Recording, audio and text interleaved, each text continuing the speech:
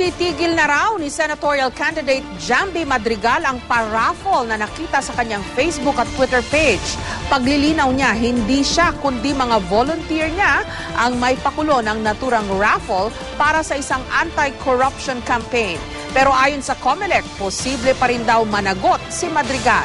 May report si Sandra Aguinaldo. Hindi nakasama si Jamby Madrigal sa kampanya ngayon ng Team Pinoy sa Cebu. Ayon sa kanyang kampo, may lagnat ngayon si Madrigal. Nagpapahinga muna raw ito bago sumabak muli sa kampanya bukas.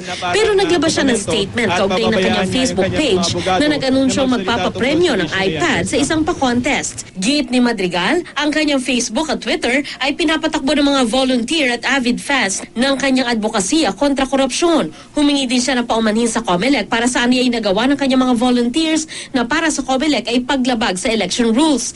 Sa kanyang Facebook page ngayon, wala na ang pa-contest at pa-premyo. Sabi ni Madrigal, pinaalis na niya ito at pinagsabihan ng volunteers na sumunod sa patakaran.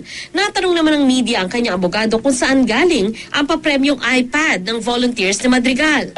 Walang price na pinag-uusapan dahil hindi alam ng kandidato.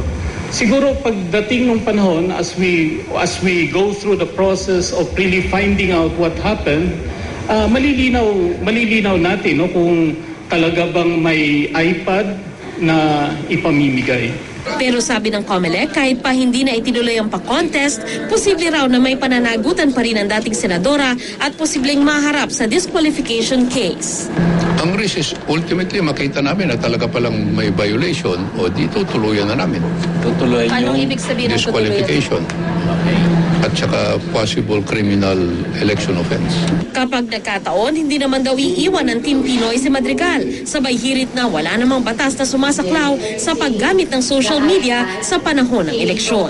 If you look at the Omnibus Election Code, wala no? Kaya ang tanong nga dito, kung hindi binabanggit sa Omnibus Election Code, no? Then will it be necessarily, can we apply it to social media? We appeal to everyone to give some leeway as far as this is concerned. Sandra Aguinaldo, GMA News.